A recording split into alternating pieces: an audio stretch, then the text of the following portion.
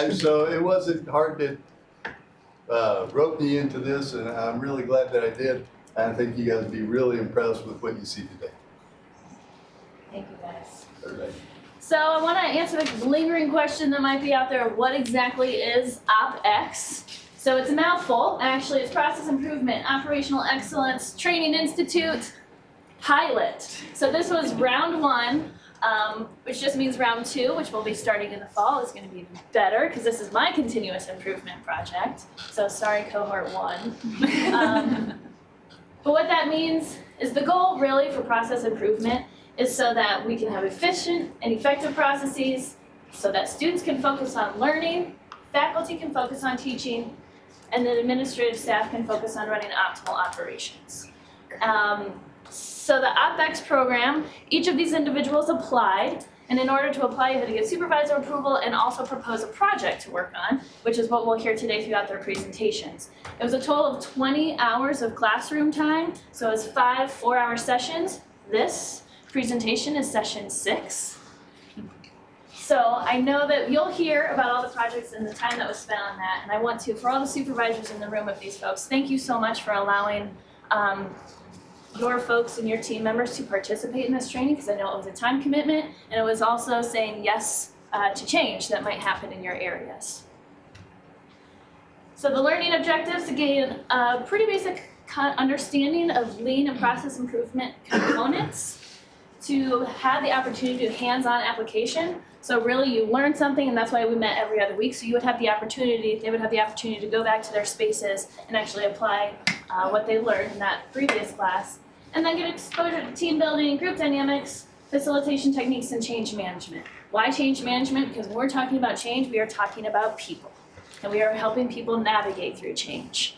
So you will see that these two pillars over here on the right, your left, respect for people and continuous improvement are absolute fundamental pillars of lean process improvement work.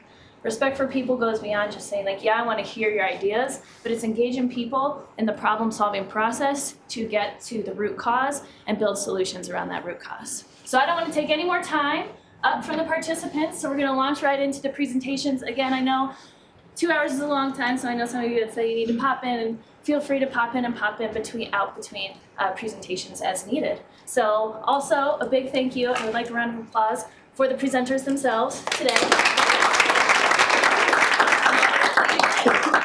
All right, I will invite Amy Middleton up to the stage. Stage orb, what have you. All right, well, I'm the lucky, unlucky one that gets to go first. Let's see if I can. Is it? They'll raise it in the back, so. Oh. There we go. I'm Amy Middleton, and I'm the Director of Student Services, Administration, and Finance for the Department of Social Work. And my project was the DPR APR Revitalization Project. So I'll tell you a little bit about what that is. Our first step was to identify our problem. So our problem was, at the conclusion of every semester, my team, which we call the OSWAS team, reviews DPRs, which are degree progress reports, for all graduate students in social work and all undergraduate students, and audits them and sends them a customized email to tell them about their progress in our program and what their next steps are. It's really like a very detailed advising appointment over email.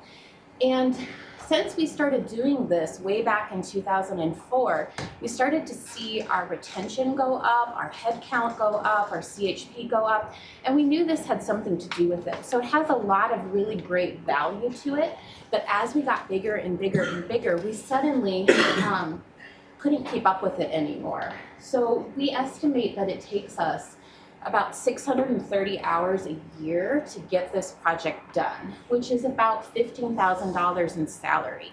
And we know it does something good, but that's a lot of time. And we thought, can we invest a little bit differently in our work? So we set out to find a new process that would keep the values that we identified there, but take less time and allow us to have more time with students during those crunch times in between semesters.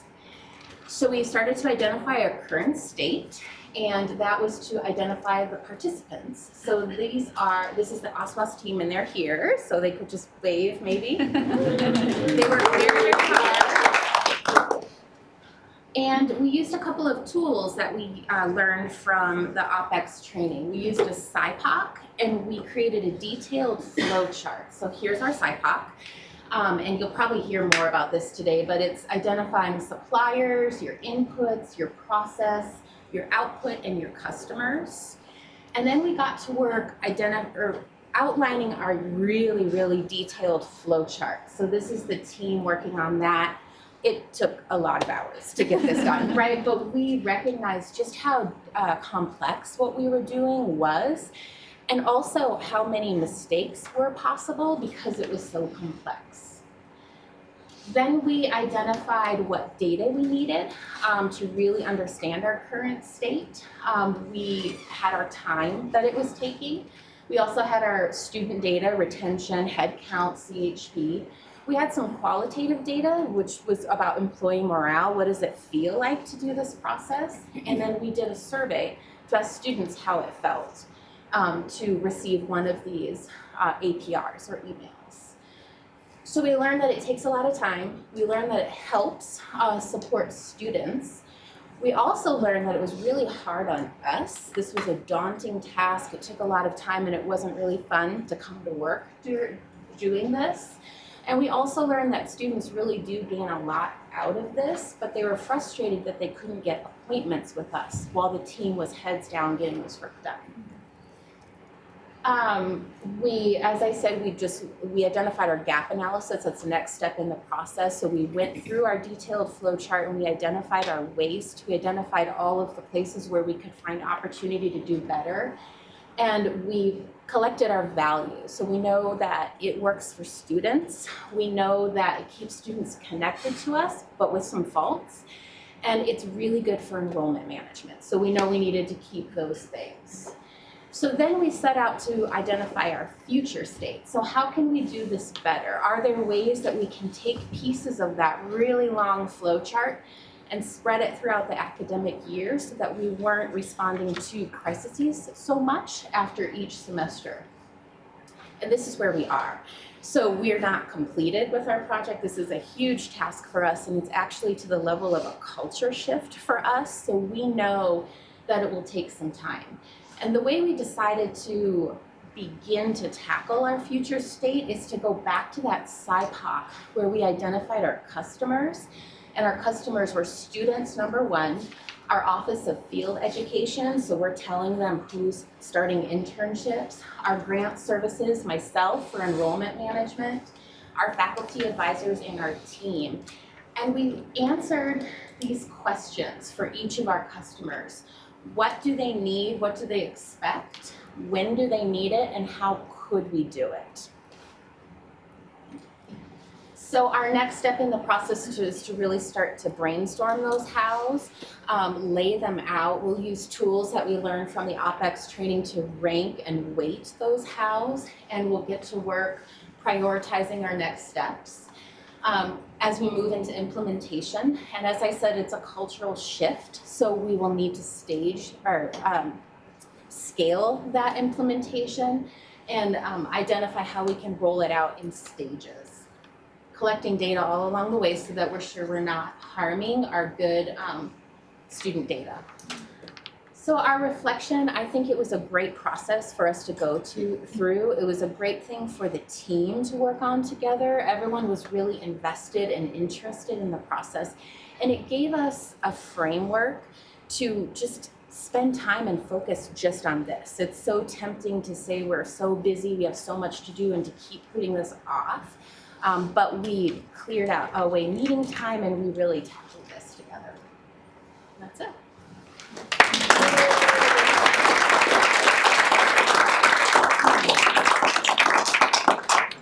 Any questions for Amy? What is CHP? Thank you. Oh, sorry, it's credit hour production. So that's the number of students registered in your classes. Yeah. Anything else? Thanks. Thank you, Amy. Next up, Kate Burns.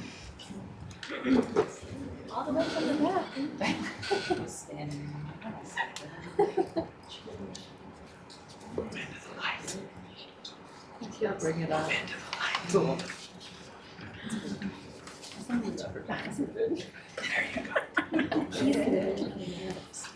All right. My name is Kate Burns. I work as an academic advisor and retention specialist in the Department of Management, College of Business at MSU Denver. Yes, it is a mouthful. So basically, my project was looking at graduation checks. The countdown to commencement was inspired by a student I met with a month ago who came in and was like, all right, let's start the countdown. So I'm going to give you some backstory. I came into this role in about June of 2018 last year. And by fall semester, I was fully immersed in a variety of appointments, from meeting with transfer students, international, to also graduation checks. And then also connecting with our faculty advisors in-house who do the graduation checks. So some things kind of got stirred up, and then this opportunity this spring to do the process improvement, I was like, this is kind of the chance I'll get to look at how things are going and how we can improve them.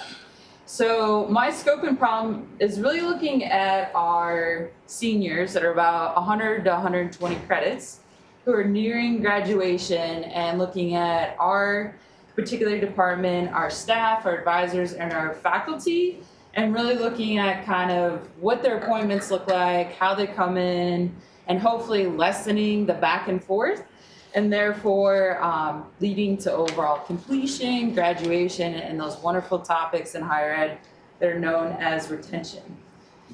So the current state, I would see in a faculty advising appointment that a student would come in, they'd sit down with the faculty would check in with us, and then they would go back to the student. So that was like really about 30 minutes I was seeing the appointment, which is super efficient, but if you're thinking of the student perspective, you really want to kind of get in, be done, maybe 15 minutes, which is the overall goal, but also like they really want that validation. So I was kind of seeing some things that came up in the process. I'm very visual, so this is exciting that A, you can see it, and then B, I started out with kind of sticky notes, and for me, I chose this particular current state where the starting point really is at the top, where the student comes in, makes an appointment, they meet with the faculty, then the student, oddly enough, is like, oh, what about this internship credit? What about my study abroad? What about my transfer credits? Faculty's like, I got teaching in a half hour, all these other nuances are coming up, they go to the advisor. And then there's kind of this window of uncertainty, but this is kind of our current state. And I also chose this because I think of the students and students who come into a university really as a cycle. So gap analysis, really this is something I hope to take back to the department and really work as a team to look at kind of time spent, which in this case is really like, you can make this like a 15-minute appointment. So kind of lessening the time, the lack of communication. I really hope in terms of the tools to utilize would be value and non-value added. And then really identifying kind of where we are in terms of the graduation checks and lessening. So here I am again, being very visual, taking those 6 wonderful, colorful circles now down to 4, and again starting with the starting point, which is orange, always value added. The gray indicating where a student's going to come in and then they get the validation, 15 minutes, and then they're ready to graduate. So this is the hope. Mind you, it might take a couple years, which isn't bad. I'm all for it in the long-term investment. So for the ideal state, we really took away 2 steps. I think it's tremendous. I think it also allows students to kind of feel like they come in, it's worthwhile. And then again, really kind of connecting the student affairs with the academic affairs side of the house to lead to a better end result of graduation and our efficiencies. So I took this even further, being a very big picture kind of person, but basically in my mind, once we roll this out in the fall, I'm really thinking about how every semester, us as professional advisors, myself, and then my other advisor, Angela Schisler, who's here in this room, about like every semester we receive from the Office of Registrar the SOC graduation list and how in the future we can align the SOC graduation list with our appointments and faculty to then be directly aligned. It's a big dream, but maybe it could happen. All right, now for a time of reflection. I actually had this wonderful individual on my desk. Challenge accepted. I'm very much a change agent. I'm an optimist. I would like to thank Sarah and Jim for really leading us to understand change, but what it really takes to implement change, structure, how things work, and also how people come together, how we intercept change. Some are really for it, some might just need some time. Thank you.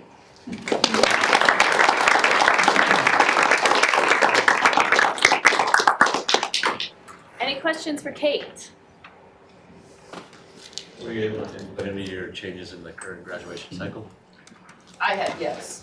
And so, actually, I do have a faculty member, she's not here, but Lisa McVicker, we talked a lot because our shared offices were near each other, and she talked to me before and complimented, but also mentioned that it was a lot more efficient, kind of going over some things with me prior about just kind of the nuances with the degree progress report, what we call DPR, and that she felt just kind of more prepared and also appreciated knowing that at the end of the day it really is about her students, but also really validating that they're going to move on and finish their degree. I guess mine's more of a, well, Ruth and then mine was more of a comment. It seems like a culture shift also Yes, for your area.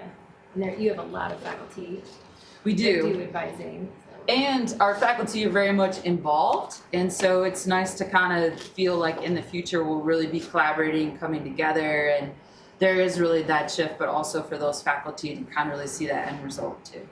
So. I had a question, just curious, why you have faculty and professional advisors both do grad checks? Just want to understand the complexity of the major or? Yeah, so to clarify, typically in the Department of Management, all students meet with all students that are third and fourth years, juniors and seniors meet with faculty.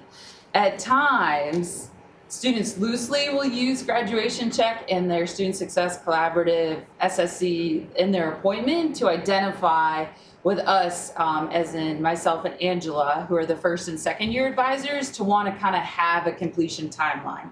So when they say grad check, it's more looking at where that student is currently, knowing that when we sit down, I often communicate and reiterate that the faculty is going to make the final grad check, but along the way, because of our rapport and our relationship, we get asked those questions of where am I, like 75 credit hours, yeah, we gotta still keep going because it's 120. So yeah, I feel like it's a marathon, not a sprint. So yeah, think about that too. Any other questions? Thank you, Kate.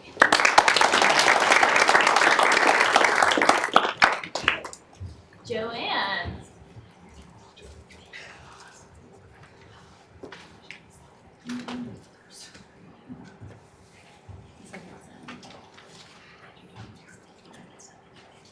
Good. So I'm Joanne Ammidown. I'm a budget and financial analyst in the budget office.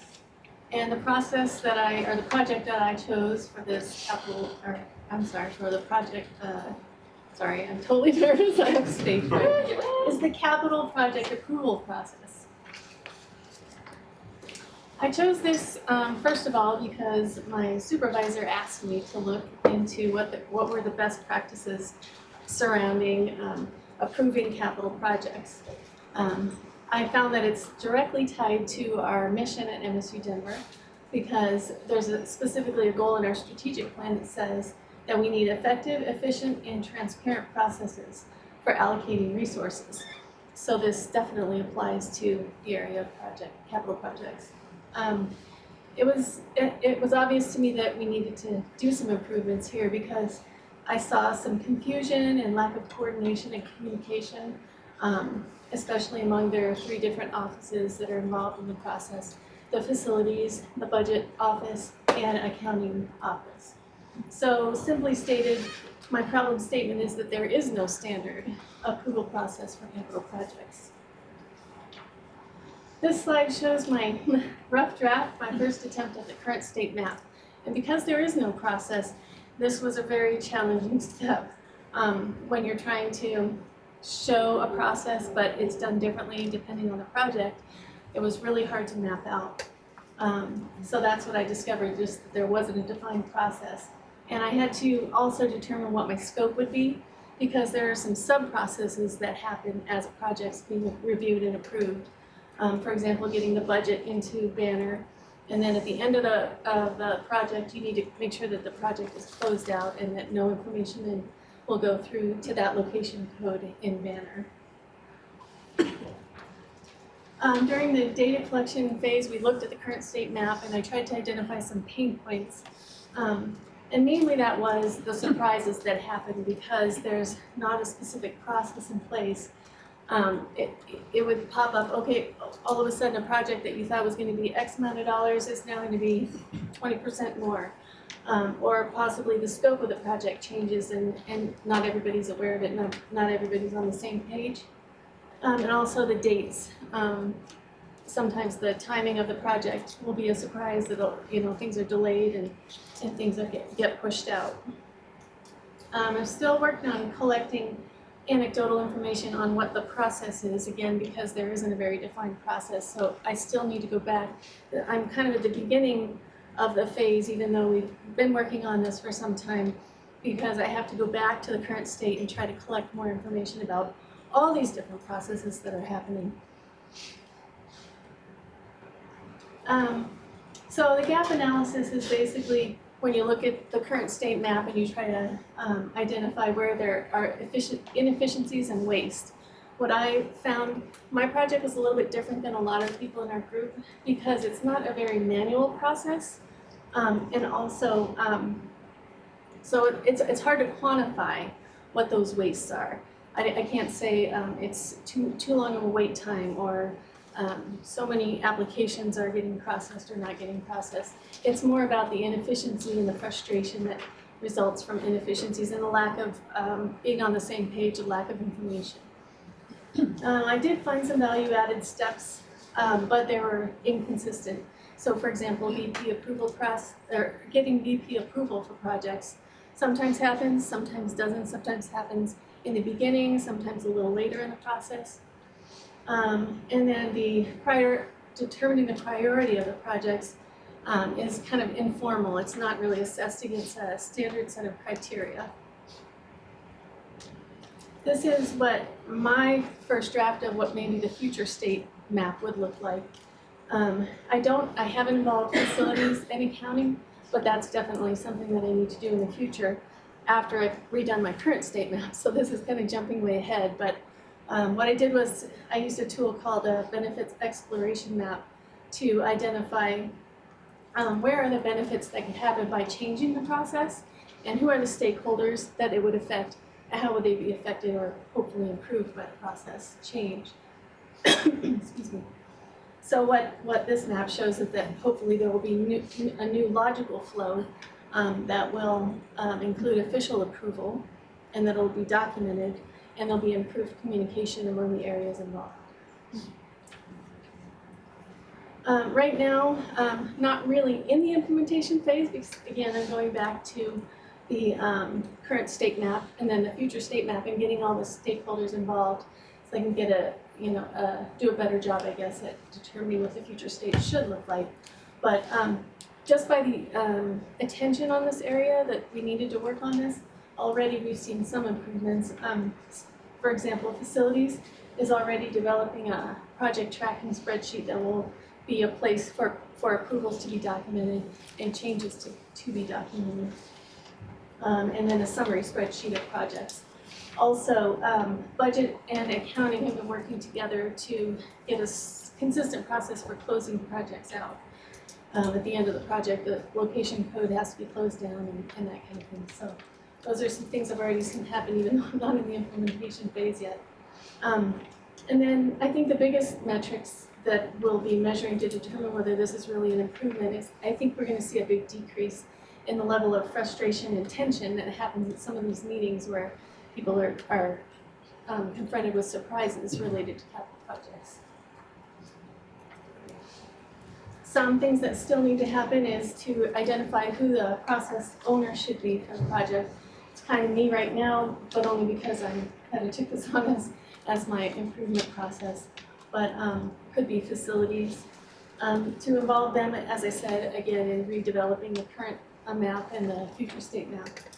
To create some standard operating procedures around this and communicate those changes to all the people involved. And then, of course, doing some checkbacks, 30, 60, and 90 days to see, is there some place that we need to tweak the process? Is it doing what we thought it would do? What I thought was the biggest challenge was defining the problem. Again, it's really hard to decide what you want to change if you can't really understand what's currently happening now, because it's different depending on the project. That was my biggest challenge. I think it's exciting because I'm seeing how people are coming together around this idea of making improvements to this process. What I learned was, again, the importance of knowing what we're doing now so that we know where to go. And then what I would do differently is just scheduling a lot of work time. As somebody else mentioned, it does take time to make changes, but in the long run, it's going to really benefit us. Any questions?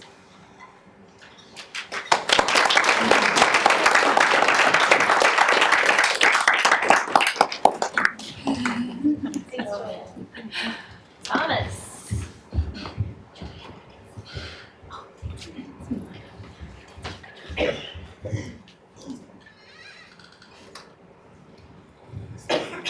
Hello, everybody. Thanks to those of you that didn't say hello. We're off to a rousing start here. All right, let's get back into it. I'm here to talk about our intake system for the Dean of Students office. I serve as the Associate Director for Student Conduct in the Dean of Students office. And one thing I noticed is that we needed an intake system that was consistent for the students that are coming in. Or rather, I thought that's what I was going to be talking about until I started looking into the actual root cause of some of the issues that were happening with regards to students coming into the office, being scheduled, and making sure that they were getting everything they needed from an appointment with us. So we're actually going to be talking about appointment scheduling for the Dean of Students office. Our intake system can't be implemented without a proper scheduling system. Our current practices are really making staff upset, confused. Different people anyone who is taking the initial phone call or initial interaction with a student when they're coming into the office is taking different information, nothing is consistent, and therefore it's causing quite a few problems and really is not efficient. We talked about wanting to avoid the Roadrunner runaround and be able to provide excellent customer service, and the way that we're doing it currently is not operational for that. And with this, both frontline and full-time staff in the office are consulted throughout the process, wanting to make sure that it is something that's going to work for everybody as we move forward. Our current state is chaos. That is the best way I can describe it. Students are guessing, they're not taking proper information all of the time when they are taking those first initial appointments with students, and it's leading to frustration not only for them, not only for students, but also for our full-time staff. Currently involved is our frontline staff, our full-time staff, and everyone who's impacted is really anyone that's coming into the office, I think, or anyone who's trying to find out information about students that maybe they've referred to our office. So there's a lot of people that this may impact, especially if there are discrepancies in how people are trying to schedule. With data collection, there's been frequent concern around scheduling and specifically not having enough information. For a while, we've been trying to train students on getting really just the basics, name, 900 number, a basic of what they're wanting when they are trying to schedule an appointment with someone. But when interviewing staff and interviewing students and also talking about it in staff meetings, it really did come down to people are not getting the same information. People are not clarifying some of that information, so we're getting wrong 900 numbers or wrong names or things like that. It's really creating a lot of problems when we're trying to get students really assessed and also assisted in a proper time frame. So looking at inefficiencies, again, not taking correct information. Also students going back and forth between offices of trying to find out exactly what information a person needs when they're taking those appointments. That has been really a source of frustration and really, to me, a big time waste where we could have something that's consistent that would get at all of that at the same time. Again, the frustrations around inconsistencies, and then also this lack of access to schedules, or at least this lack of understanding how to access schedules and be able to schedule people appropriately. We looked at a few different things. Several people in my office and I brainstormed some of these processes. Again, looked at a root cause analysis, which is actually how I ended up landing again on this appointment scheduling. And then we did some process mapping. My current state didn't make it into my presentation, I don't think, but I do have a small copy if anyone is actually curious about all of the red and green circles that are all over it. Value-added steps that were identified is that basic information that is gathered is super helpful. So having that 900 number, having the name, having the basic information for students, and then also how to contact them.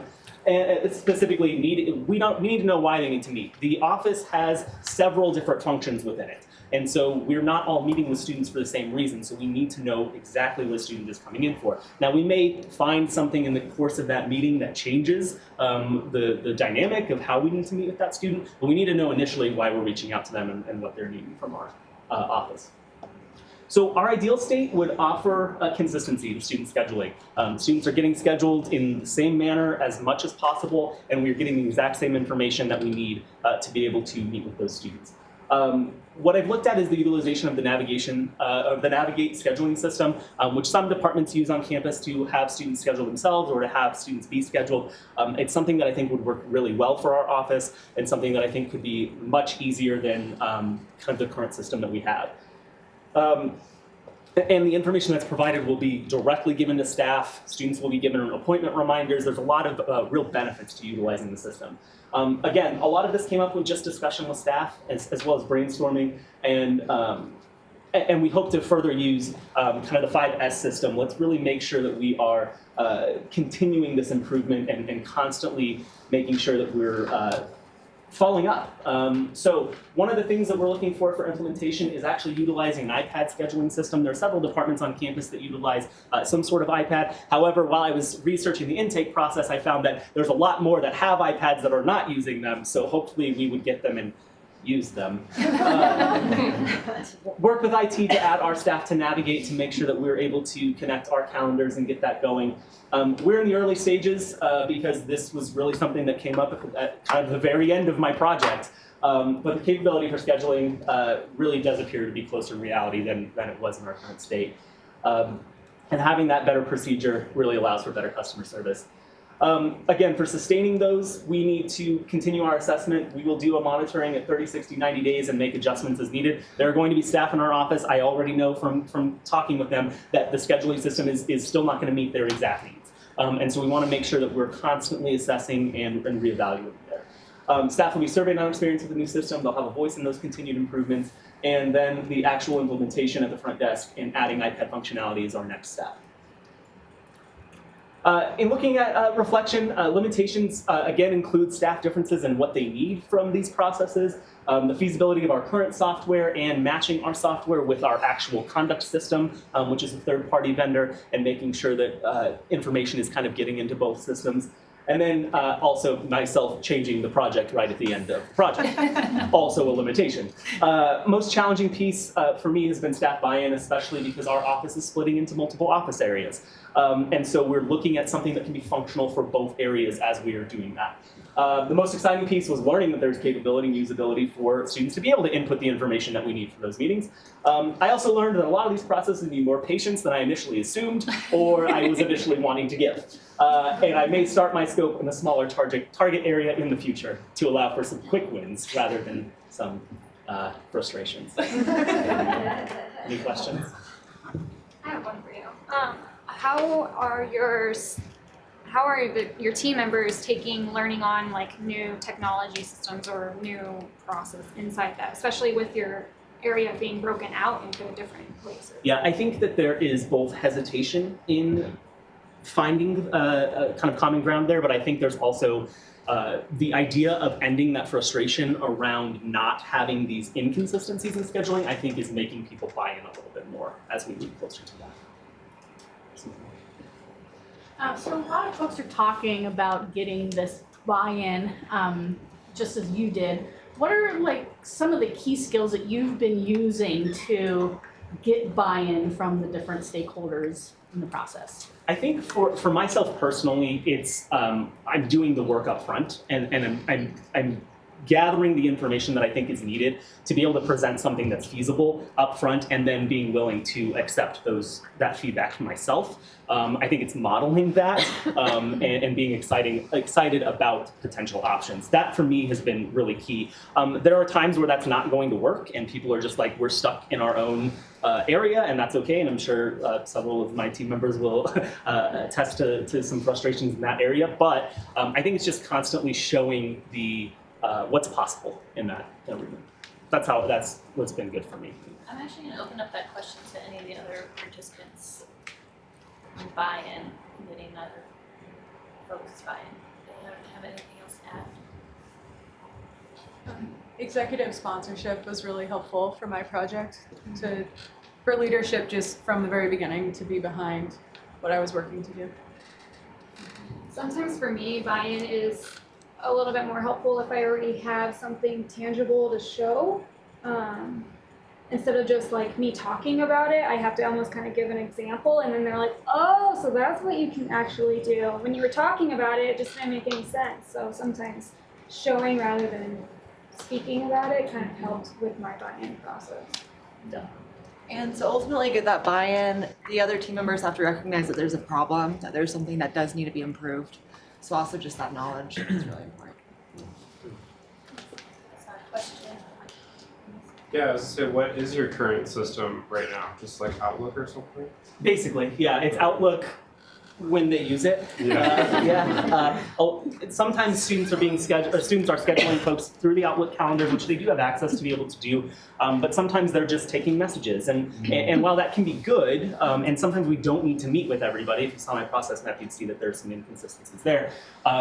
There isn't consistency on who is actually getting scheduled and who is not getting scheduled, and so I think it's going to need a lot of training also for our student staff, especially because, as I'm sure all of you as student staff know, student staff also turns over all the time, so there needs to be something consistent there. But yes, it's currently an Outlook system. Gotcha. I think we're out of time, but I'm happy to keep taking your questions. So as advisors, we actually used, SSC Navigate as our scheduling system. So I was just wondering, kind of like what the purpose was for the iPad in your guys' area. Is that because students are like come in as a drop-in basis and then they have to make a follow-up appointment, so it's just easier to have something accessible for the student? That's exactly right. The other piece of that is because eventually I do want to turn this whole thing into an intake process where they can actually be answering questions that are then filling into whatever system we end up using for that piece that they can do while they're sitting in the office. So yes. Thanks.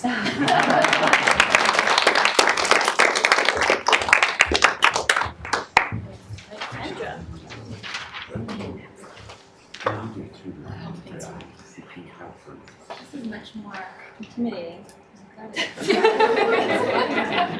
So my focus was on the declaration of major minor form, the process. Everybody knows it as the major change process, so that's kind of what I stuck with. Again, if you don't know me, my name is Kendra Stansberry. I'm the Associate Registrar of Records and Registration in the Registrar's Office. So my overview is just going to be going over scope, current state, gap analysis, implementation, future state, reflections, and then questions. I'll try to be quick. So the scope, prior to kind of give you a historical background, prior to us taking on the responsibility of major change processes, academic advising was doing that a little over a year ago. So when we received it, we didn't really change much of the process. We kept it because it's been so decentralized that we knew that trying to change it as we took ownership of it was going to be too much. It was going to be a culture shift, and it was going to be trying to reach out to too many departments. So we kind of kept everything as is. This is my problem statement. Just some key things to focus on is that on average it takes students 2 to 3 days to meet with their advisor and get the form completed, and then it takes roughly 3 to 4 weeks for us to go ahead and process that request. I'm going to go over the current state and what all that means a little bit later.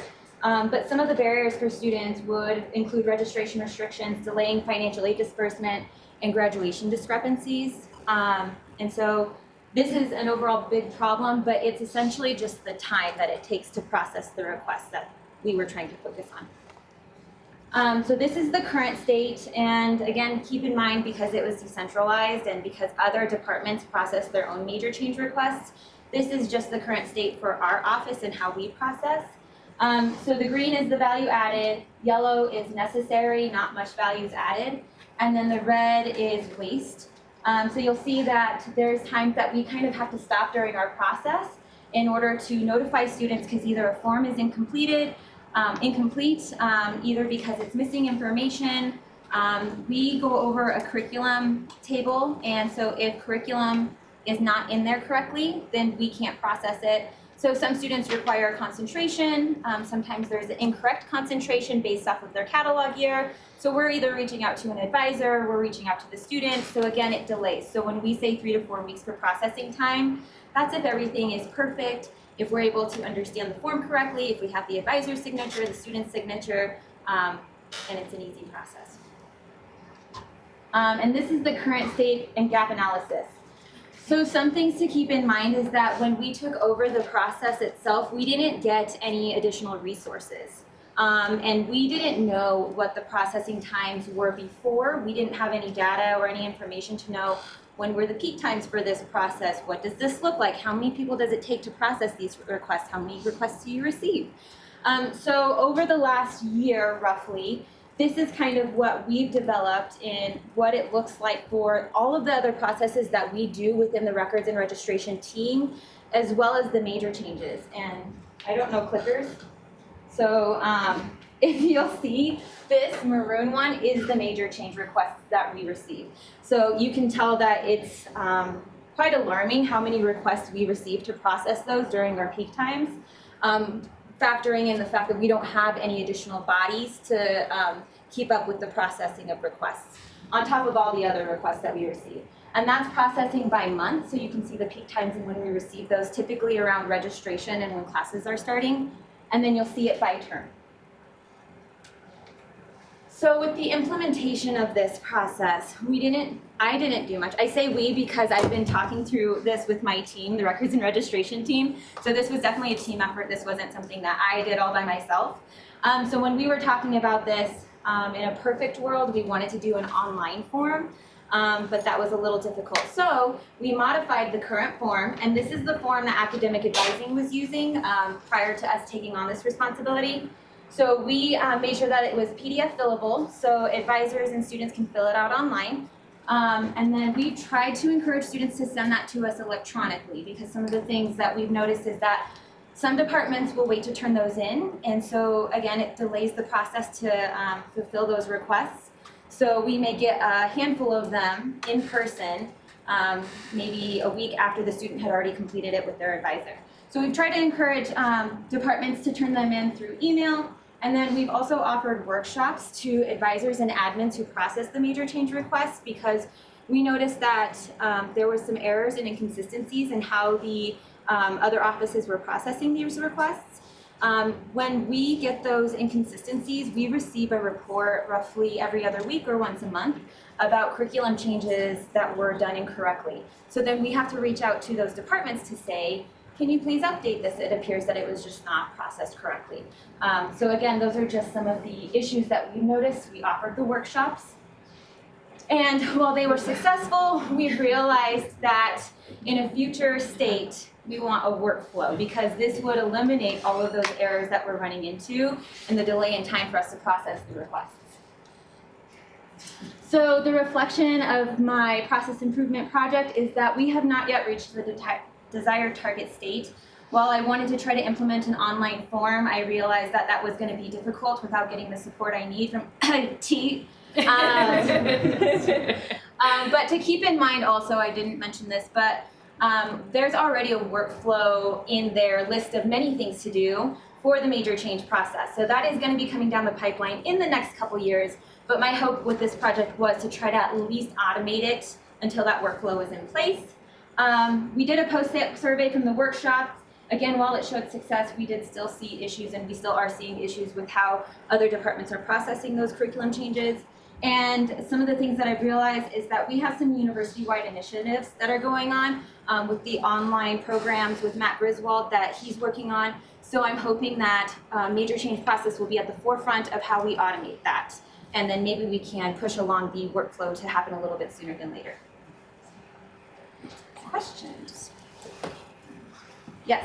Is there a reason why this responsibility was transferred to the Registrar's office rather than left to the advising? So to my knowledge, there was some restructuring and reorganization in the academic advising office.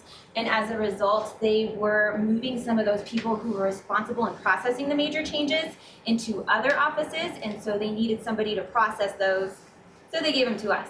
Another thing that they realized that might make most sense is because we already handle a lot of different changes with curriculum, with Banner, with the catalog, and we work with Erica Buckland. So because we handle building courses, we handle some of the curriculum stuff in our office, they thought it made most sense to have it under us.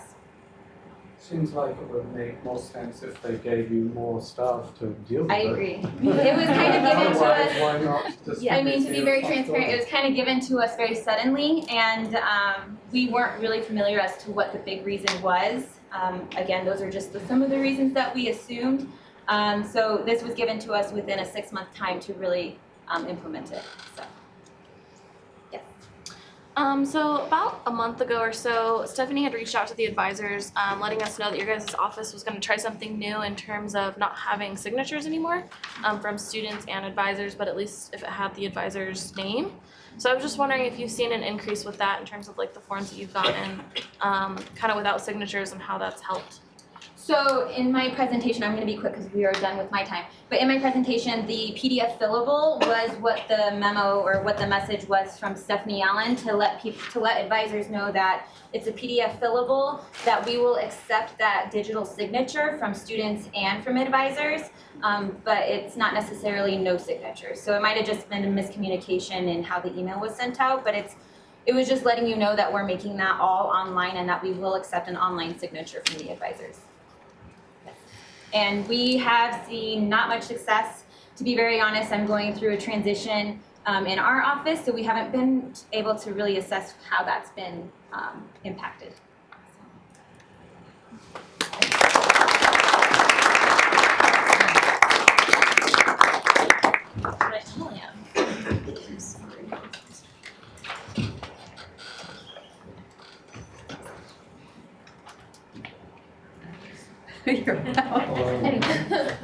All right, good morning. My name is Emily Wan-Trailer. I work in the Office of Student Engagement, Wellness, and Dean of Students. I'll spare you with reading my title. First, I want to take a minute to thank you all for being here. I know you're taking time out of your day to sit here and support us, so I really appreciate that. So, my process is to improve the Dean of Students Office internal communication.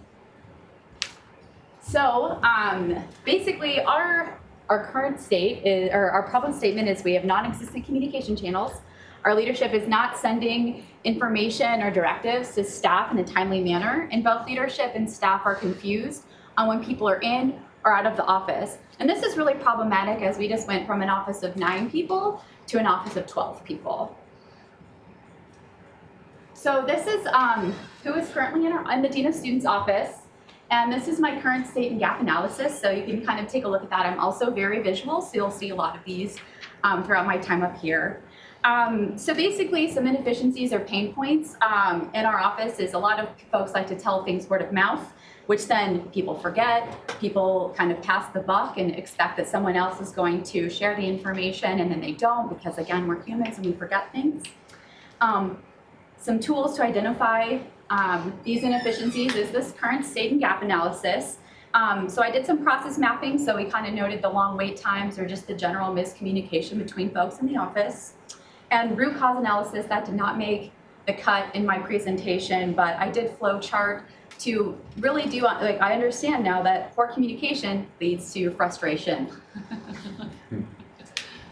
So I'm going to talk to you a lot about my data and current state. So I decided to design a pre and post survey for the office. It has 6 questions. 7 out of 9 folks in the office decided to take the survey. So all of the data I'm going to share with you is information from everyone's responses. So question 2 of this survey was basically like, on a scale from 1 to 5, how effective do you think our communication is in this office currently? 1 being poor, 5 being effective, and 2.43 was our average. So clearly this was effective, and we all are on the same page with we all are miscommunicating, and we know that. So more data from the survey includes like folks are experiencing secretive communication, resentment, and passive behavior, versus they listed some things that they do want, which is consistent messaging, which Thomas kind of talked about earlier. Does Thomas and I work in the same office? Just to clarify. Coverage for staff and students, competence, standardization, and accountability. Folks opted to receive vacation and sick leave via email and calendar invite, and also email and word of mouth for safety concerns, and directives or information from our Dean of Students leadership. So our future state, again, here's my process map to show what we worked on as a team. We decided to switch out just when people are out of the office to what you do for admin leave or vacation leave and sick leave. And then also we have this little thing at the front desk that lets everyone know it's in or out of the office. We re-implemented that as well, so that seems to be working very well. Ideal state would be information is shared through the entire office in multiple ways, so that whether that's email, whether that's verbal, or whether that's via a calendar invite. Tools used is this future state map here. I tried to make it big for you, so if you can't see it, if you want to see it, I can email it to you. We kind of determined this as our working future state, as I'm going to send out a 30-day survey. So implementation, we implemented this yesterday. Woohoo! So with that being said, so in 30 days, I'm going to send out, again, I just mentioned this, a post-data survey to see how well we're doing, and see where to go from there to eliminate potential different waste. So for sustaining an improvement, I'm going to kind of focus on 5S here. It's over here in the corner. 5S, so I want to sustain by utilizing the steps every time someone's out of the office or someone leaves for vacation. Set an order, we want to finalize what will work for our office. And standardize by creating a visual and written out standard operating procedure, SOP. Next steps, again, like using that 30-day post data to see what's working, what's not working, where do we go from here, and then changing that working future state to what will work for us. So here's some reflections. So I was really challenged by narrowing what I wanted to do, because at the time when I was creating this, my boss Braylon and I were having problems with salary supplements, and I was like, I just want to change this whole thing. And then talking with Sarah, I was like, oh, this is way bigger than Emily. So I had to figure out what really was within my scope. So stakeholder analysis here was something that we all had to do. I'm not going to go into detail because I have 2 minutes left. But supporting colleagues who are often uncooperative, and I'm sure everyone has that one person that's like, why do you want to do this? And they question every little thing. And I, luckily, which actually should be a surprise, did not have that. I had 100% buy-in to improve our communication, which is awesome because obviously it was rated 2.43. And also my other surprise is the willingness that 7 out of 9 filled out my survey. I know that I've heard a couple people ask questions, but again, process improvement cannot be done alone. And everyone was very supportive, and you need to be 100% buy-in for that sustainability for this to work. And that concludes my time. Do you have any questions for me? Awesome.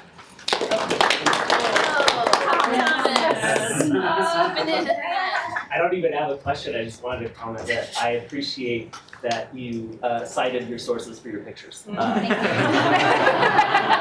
Very much.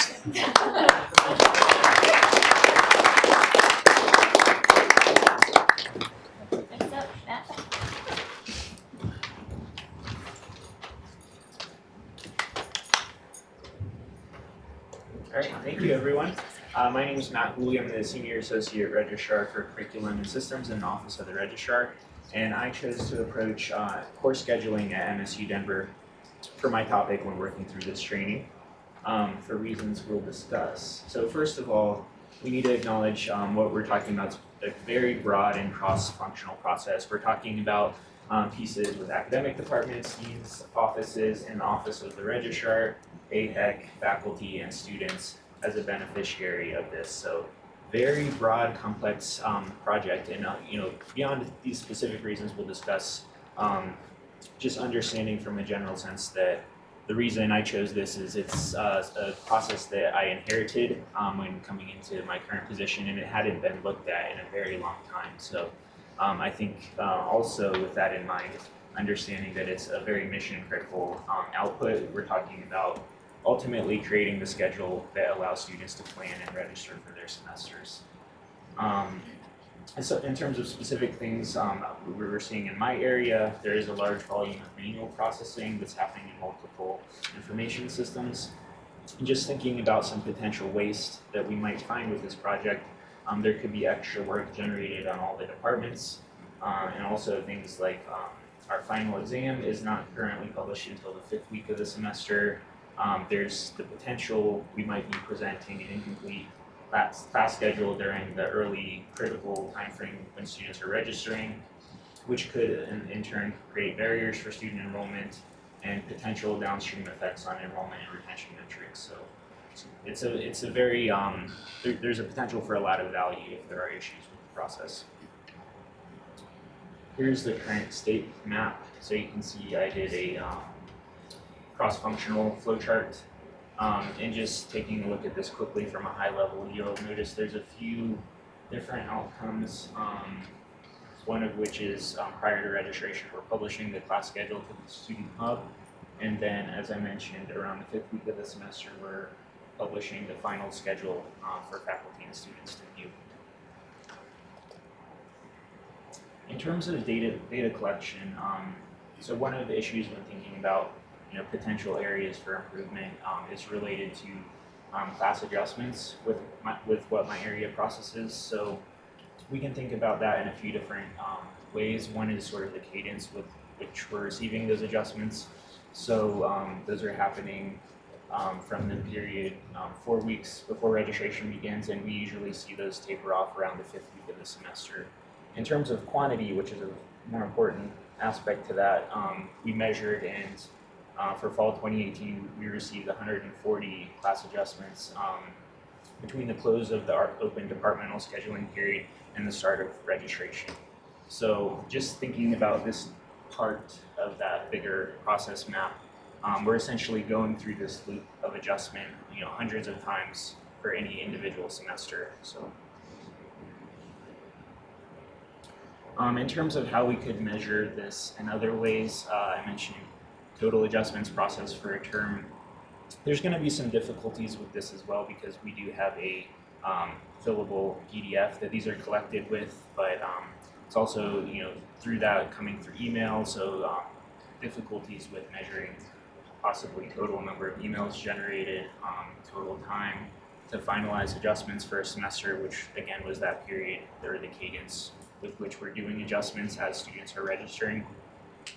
And then thinking about something like numbers of new courses added to the catalog and schedule each semester, which would be another input to the process.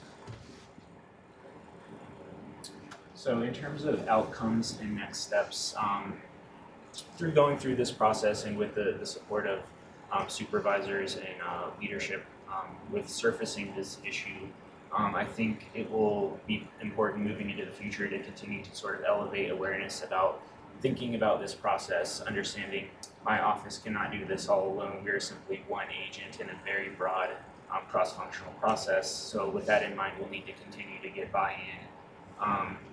And when thinking about the future state, keeping in mind that our goal would be to find solutions in service of students, since they're ultimately the beneficiary of this process. In terms of specific outcomes that I mentioned have come from this, we do have a deep dive scheduled to revisit specifically final exam scheduling. So I'm hopeful that these will be beneficial in sort of that getting that buy-in piece and finding ways that we will recommend at these presentations to move forward. And we're also doing a deep dive on exploring strategic course scheduling and our use of the Ad Astra software. And then I'm also going to be doing a SEM data series presentation on strategic course scheduling with some data that we're seeing related to those practices in September. That's it. Any questions?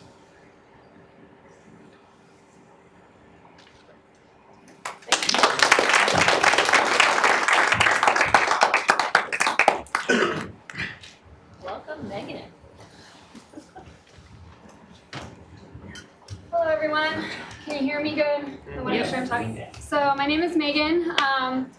I work in the office, my position is Office and Budget Manager, and I work in Strategy, Marketing, and Communications next to the President's Office. So I'm a very, very busy gal. I run an office of about 32 people, and I help assist with our VP assistants, so I'm always in and out. Give you some background about it, about this project. I actually had 2 projects before I settled on this one. The poor souls that were a part of our process task force in our department got the fun job of having me in their task force, and I was actually able to meet Sarah and kind of learn a lot more about processes, but I was already really interested in processes. I'm all about process. And when Sarah sent me the invitation, I was like, well, yes, Sarah, please. Please have me in your class. So without further ado, I chose the encumbrance request process. If you guys don't know what an encumbrance request is, you're pretty much talking to a budget person, which means your SPOs, your NPOs, and your POs, SPOs, POs, NPOs. NPSs. All the POs. Pretty much what that means is you want to use a vendor, you got to come talk to me first so that we can get them set up in our system to pay for them. Well, sounds simple, but actually it's not. There's a lot involved with it. I don't just sit at my desk and pay invoices, unfortunately. Our current process is a very inefficient way for completing these requests. They're sometimes called an illegal purchase, which just technically means that we didn't follow certain steps that AP wanted us to follow, and that can be tremendous and a lot of time taken, not only in our department, but for all the other departments that are involved with it. So by wasting not only our employees' time, but we're also wasting our vendors' time, and we're just contributing to the already slow process. If you've ever done one of these, they take forever. So, my current state, what does it look like, who's involved, and who's impacted? So, this is my current state map. I go a little overboard, sorry, not sorry. What you'll see here is my key people who were involved, which were the employees of my branch, myself, and then any of our vendors, our freelancers, and then the director who's in charge of the budget it's going to hit. I'm in charge of 10 budgets in our department, so that's a lot of budgets to try and kind of manipulate and keep track of. It's important for me to have an encumbrance request. As you can see, all these little time clocks are times that people are waiting, and that can be, oh, you give me the information, now they have to wait for me to key in the information into a form. I need to go get a signature, now I'm waiting. So those little circles are just time identified for waiting. This is a little zoomed in portion, and what I found out was that there was about 3 phases in my current state mapping.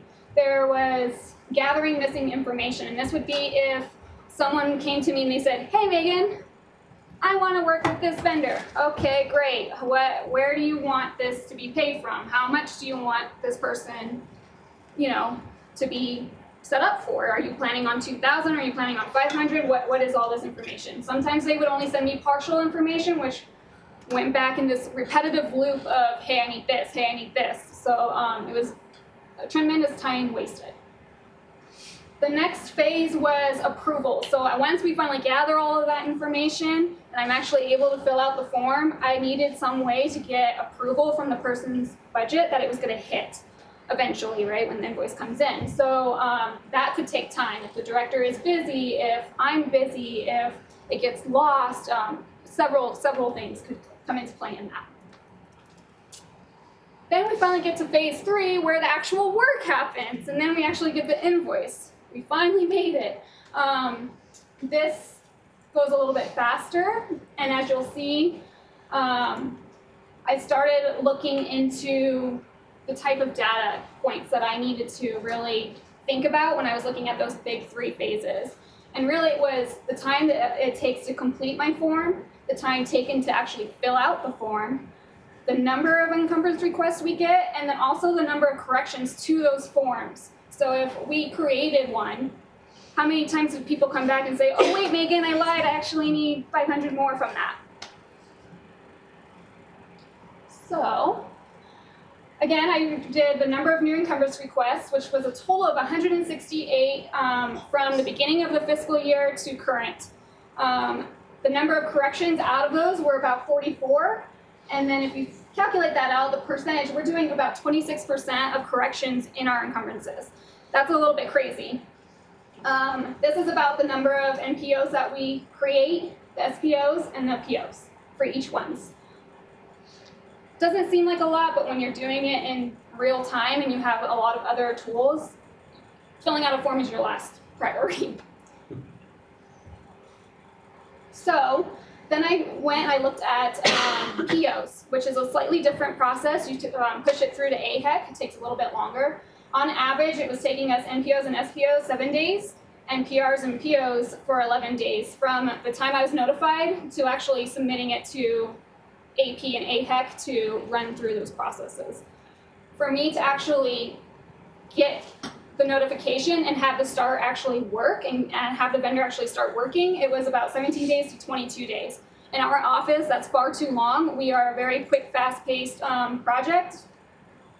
Most of the time we're doing a lot of quick, fast projects, so it just takes no time at all for us to start doing things inappropriately or not following a certain process.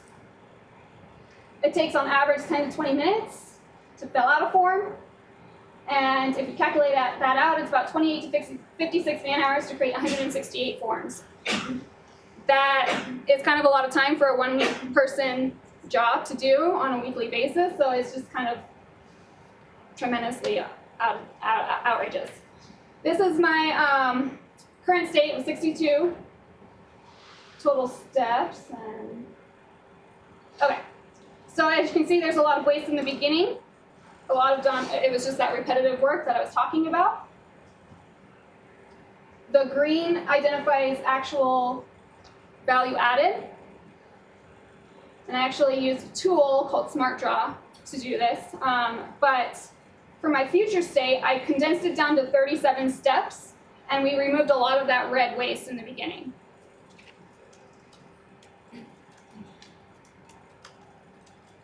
So looking at all of it, we can see that I did a 40% decrease, a 1.4 increase for value added steps, and our non-value added but necessary steps, I did a 32% decrease from doing my current state to future state, and then a 77% from non-value added steps.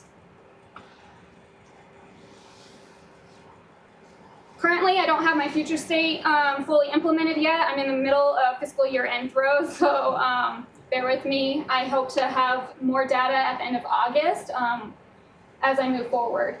Some of the improvements in sustaining was I really wanted to make sure that I had a way to automate, just like everybody else. Automation took out a lot of my steps and time. And then some of the challenges that I experienced was I wasn't getting accurate forms, and then I had to pick a task that I actually had control over, hence why I had 2 other projects ahead of this one. Some of the things that I have learned is, again, you can't do this by yourself, and when you do work with others, making sure that they have all the tools and the necessary information that they need. Any questions?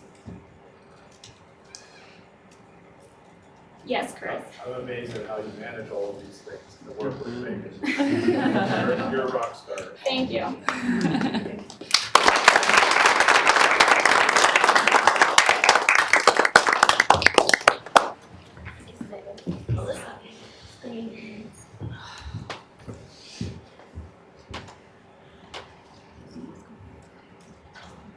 So I'm Melissa Miller. I'm the Records and Registration Coordinator in the Office of the Registrar.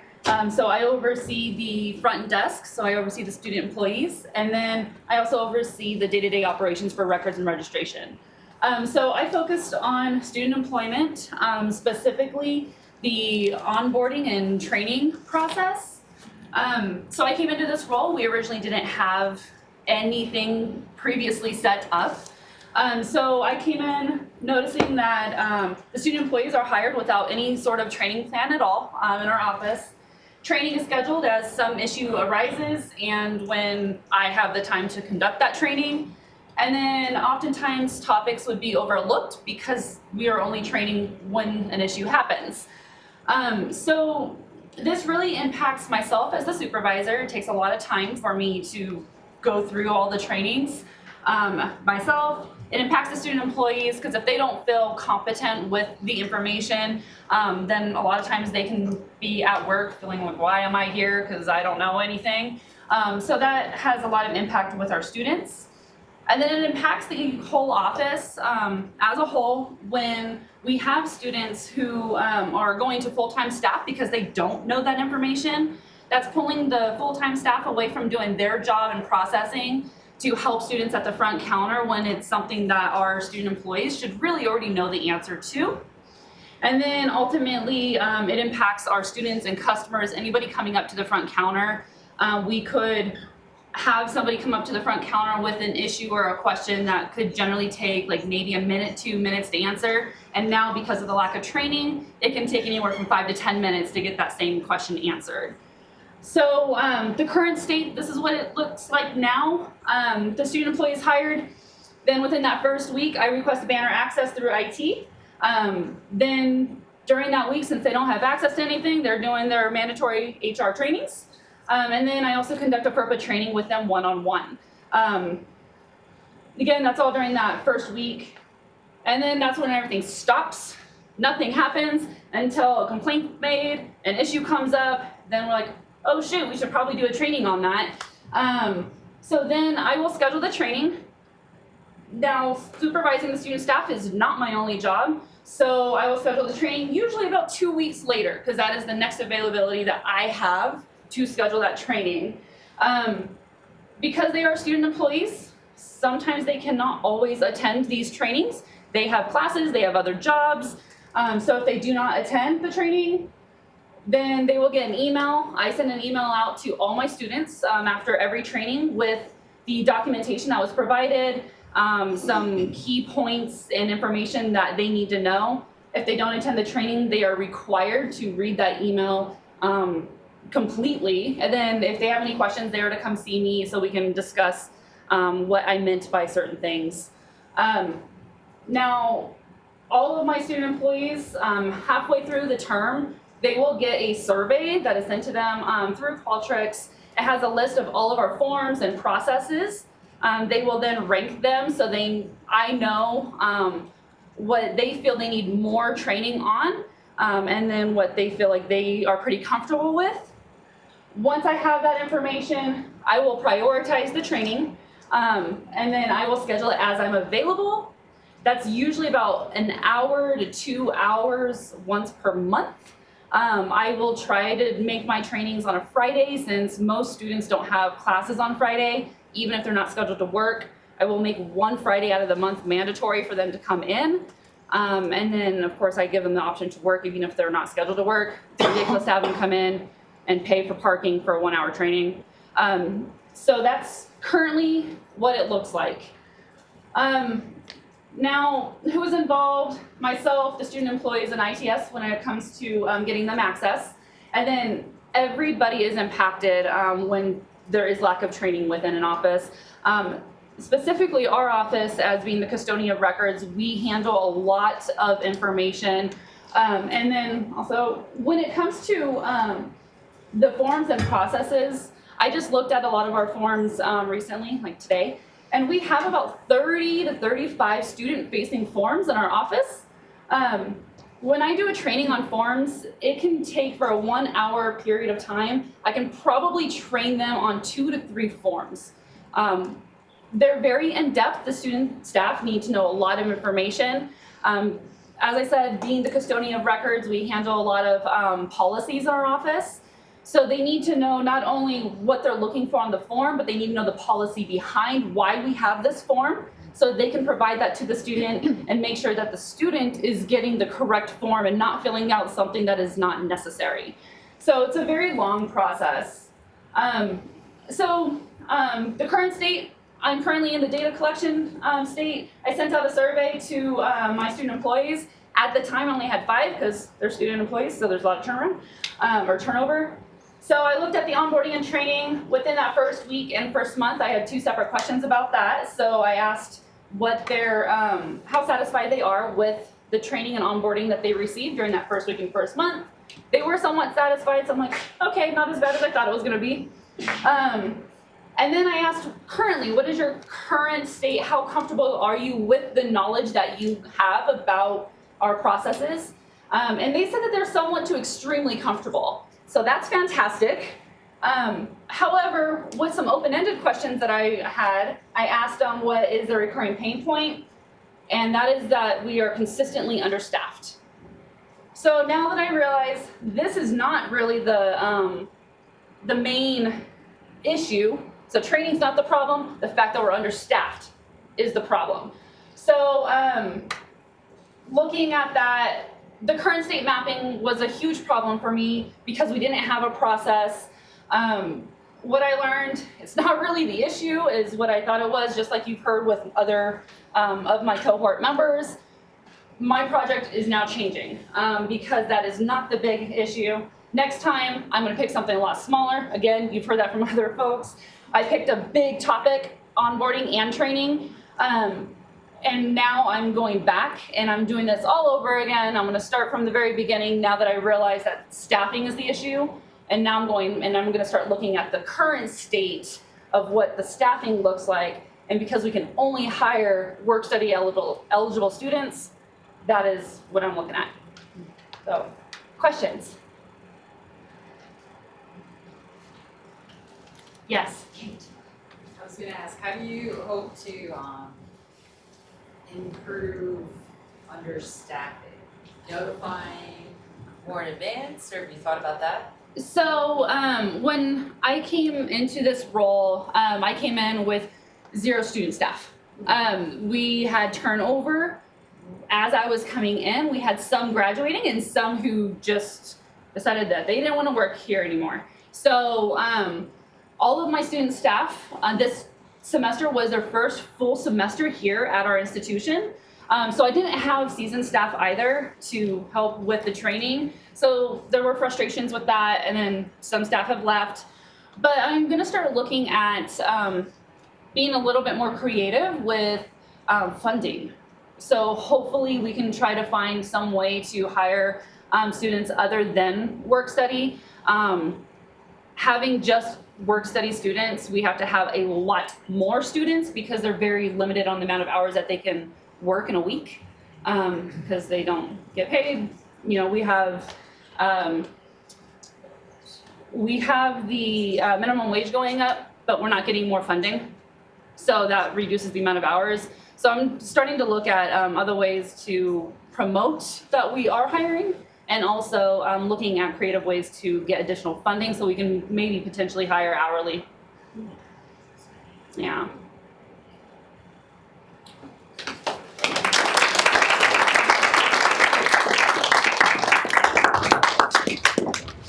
Jonathan, welcome.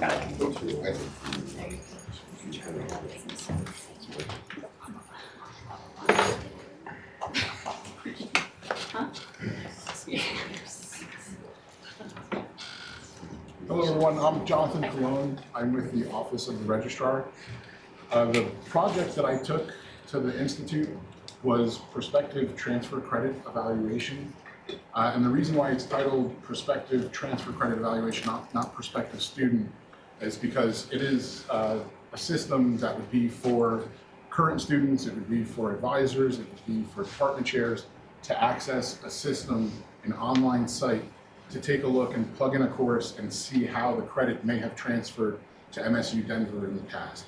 So it's not just for prospective students, although it would certainly help that population greatly. It's not a small project. It's something that I was asked to assist the transfer evaluation supervisor with. So that was my role on the project, was in the office of the registrar. And it was something that was going on, it was something that was happening for a year before I was even aware of the project. So there are people in the registrar's office, people in the office of admissions that were helping building the system before I was even involved. And to give you a brief summary of what I'm referring to, it's an EAB, an Education Advisory Board transfer portal. And so we don't have a title for it just yet, but it would be an online site that's public where anyone can access it, plug in an institution, course information from that other institution, and see how the credit may have transferred to MSU Denver in the past. And I'll go into some more about the transfer portal as I move through the presentation. So as part of the Institute, we were asked to draft a problem statement. And so what you see here is just that first page of the problem statement. And in the problem statement, I didn't want it to all be doom and gloom. So I visited our admissions site and I pulled out some information from our own site as from the Office of Admissions that I feel is very important information. So transfer students consistently represent more than 50% of all of the university's new students. So that's a large population of students. And so that's not a problem. That's something that we should be proud of. But it's also something that we can't take for granted. I worked in admissions from 2009 to 2011, and even back then, we were taking a look at the data and we knew that first-year students, enrollment for first-year students at colleges across the country were expected to decline. And that has happened and that will continue to happen. So transfer students are a population that we definitely need to serve and make sure that we're serving well. This is also an important number because it's a number that's starting to be targeted by more and more universities. So in researching this problem statement, I took a look at CSU Fort Collins website, and they have a transfer center that will assist students with applying, with evaluating credit, with registering for classes. So they're already targeting that population with the transfer center. Something that was unheard of when I was an undergraduate and I transferred from one institution to another was the availability of scholarships. I took a look at CU Boulder's website. They have availability of scholarships for incoming transfer students. And again, that was something that was unheard of when I was an undergraduate. So as far as the problem statement, even if our system that's in place was great, it's something to be aware of because again, we can't take these students for granted. But with our current system, prospective transfer students do have resources here on campus. The Office of Admissions has transfer services, and there's also a page on the Office of Admissions website where students can search one course by one course at a time, or for an entire subject area and see how all courses have transferred into that subject area from another institution in the past. But there's a disclaimer on that site. It's capitalized. It says, this is how credits may transfer into the university. That may is capitalized. And so even with working with transfer services, even with utilizing that site, students may have many questions after accessing those resources. So how will credits be evaluated once their official transcripts arrive at the university? They're looking for a guarantee. Somebody can tell them something today in a meeting, but they don't have it in writing. They're looking for that guarantee. They want something to make sure that what they think is going to happen actually will happen. Transfer students also through that site and through transfer services are not getting an understanding of how the credits will be used for their specific degree at MSU Denver. And when will they receive their official evaluation, which is essential for registration. So during the Institute, Jim and Sarah presented us with a tool, the SIPOC diagram that somebody else presented on, that helps you map out suppliers, inputs, process, outputs, and customers. And so this was our first session that they gave us this tool, so of course I did not use it initially. I waited until I went to Sarah and we had a workshop, like an individual workshop, and I said, this thing is so big, I'm so overwhelmed. Have you done a SIPOC? No, I have not. So I'm showing this first to make it look like I was smart enough to do it first. It helped me identify what piece of the project I may want to work on, and also touch base with the transfer evaluation supervisor that I was working with.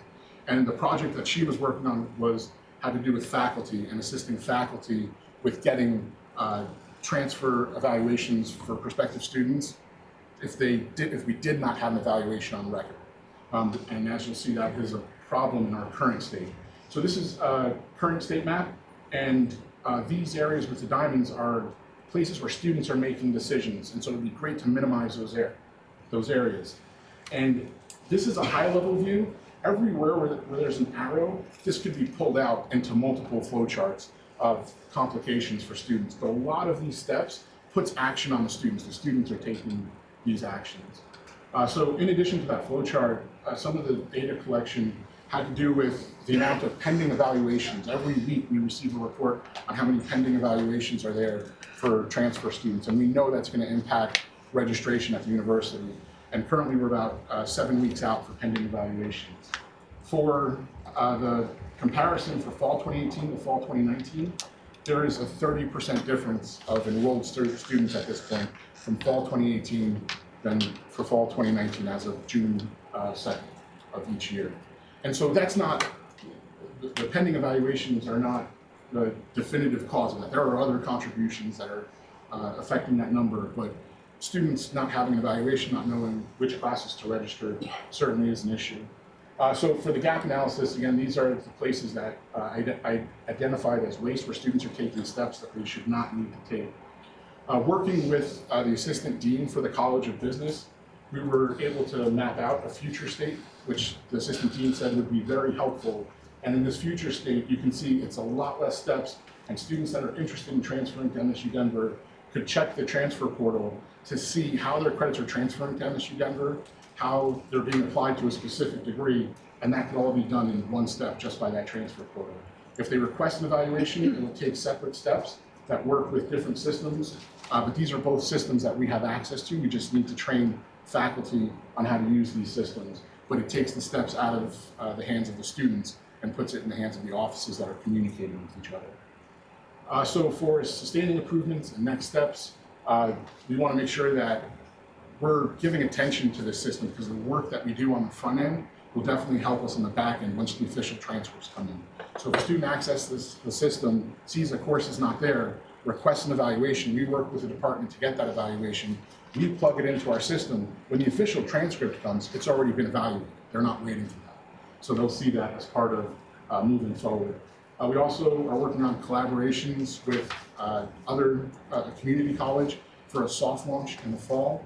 And admissions has just had an email campaign to notify students, admitted students about the portal if they're waiting for an evaluation, that they can use this portal in order to get an unofficial evaluation so that they can register for classes. So challenges, the transfer evaluation supervisor has recently departed MSU Denver, so that'll be a challenge in figuring out how to work with whoever I'm working with next. And that's another challenge too. There's no one office that's in charge of this process. So making sure that everybody's informed in those other offices. And anything that you touch as part of this process ripples out to so many different areas. So you have to make sure that a lot of different offices are being communicated with. What might I do differently next time? When I presented the flowchart to the Institute, Jim mentioned Gemba. Did I actually walk through the process? And I did not. And I have worked with transfer credit in the past, but I have not worked with it here at MSU Denver. And so that's something that I would do next time, is actually make an appointment with a transfer services representative in the Office of Admissions, submit a transcript, go through the process, actually walk through it to see what students are actually experiencing. And then surprises that Sarah, Savannah, Jim are process improvement Jedi. I think of myself as a pretty organized person, but they introduced things that seemed so simple and blew my mind. I have been involved with process improvement in the past. To think about that, I would create workflows, flowcharts for process improvement in the past for the improvement without actually mapping out what the current state was. That's something I had never done before. It seems so simple now, like why wouldn't we start there? But it was something that I never would have thought of on my own. Thank you. Questions? Yes. Within that process, are you also asking for the department's feedback on that new tool? So we're with the transfer evaluation supervisor. she had made a connection with somebody from the College of Business. So not all departments, but we were starting small to get as much information as possible from that one area and then expand upon it from there. But yes, we were working with the assistant dean from the College of Business who gave us some great insight for a training manual for one of the systems, and then also how to collect information on who might be reviewing the information, and then also helped us put together that future state map. One thing that we noticed, because we use it a lot in the social work department, is we have an undeclared seeking social work major that does not have curriculum tied into it. And so the student isn't able to select the actual social work major to see how the credits apply correctly. So we can't really use the tool. And so this is something that, yes, for implementation, it's something that we need to look at. And something to keep in mind as well is the information is dependent upon the current catalog. So if there's any upcoming changes, it'll wait for that date to make those changes in this online system as well. So thank you for letting us know about that. So we're very excited about it. Great. Buy-in, I'll take it. Yeah.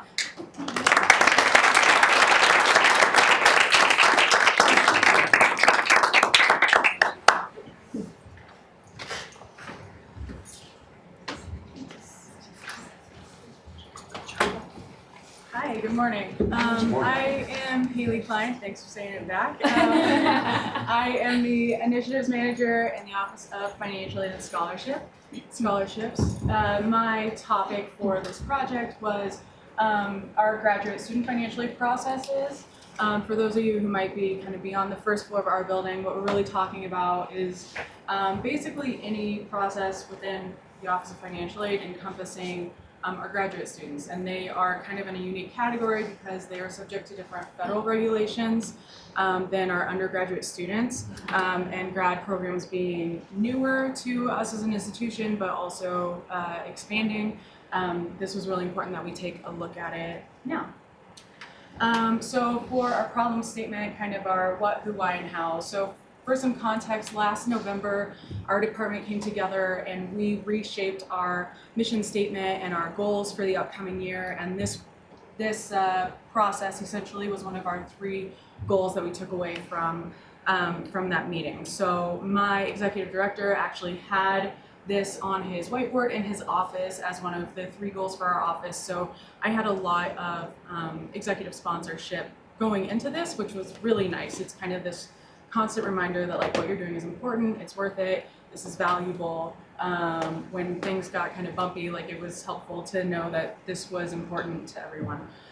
So ultimately what we were looking at is how do we optimize our output while we're considering the input that's coming in from all these other sources of information. So students are giving us information on the FAFSA, on their admissions application, the grad college is making changes in Banner, all these things are coming in.